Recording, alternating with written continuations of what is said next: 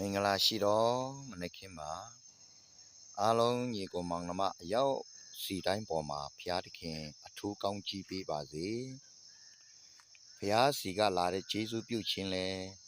အထူးခံစားရပါစေဒီနေ့မနေ့ပိုင်းကျွန်တော်နှုတ်ကပတ်တော်ကျမ်းပိုက်တစ်ပိုက်ခွန်အားပေးချင်ပါတယ်နှုတ်ကပတ်တော်ကျမ်းပိုက်ကတော့တုတ်တန်ကျမ်းခန်းကြီးလေးပိုက်ငယ်20နှစ်အကြောင်းမူကားထိုတရားစကားကိုတွေ့ရသောသူတို့သည်အသက်ရှင်ခြင်းတကိုယ်လုံးကျမ်းမာခြင်းအကြောင်းကိုတွေ့ရပြီတဲ့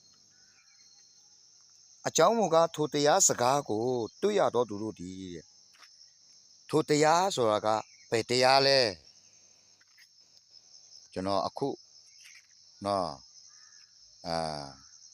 ခွန်အားပေးတဲ့နှုတ်ကပတ်တော်တရားကကယ်တင်ခြင်းတရားဖြစ်ပါတယ်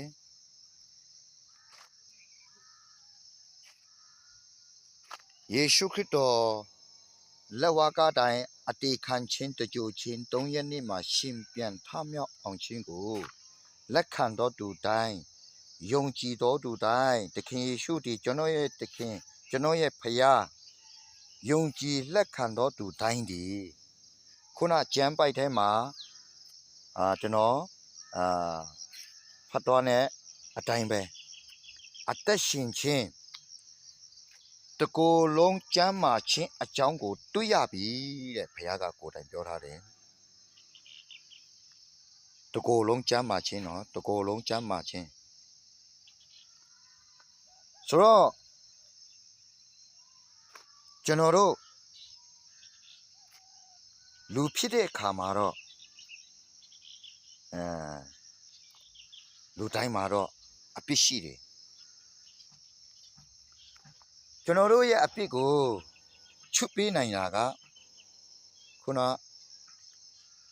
ကျွန်တော်ပြောတဲ့နှုတ်ကပတ်တော်ဖတ်ထားတဲ့ထိုတရားစကားကိုတွေ့ရသောသူတို့ဒီဆိုတော့ယေရှုပဲယေရှုကိုတွေ့တော်သူတို့လူတိုင်းတွေ့တော်လူတိုင်းယေရှုကိုလက်ခံယုံကြည်တော်သူတိုင်းနော်အသက်ရှင်ခြင်းတကိုယ်လုံးကျမ်းမာခြင်းရရှိပြီ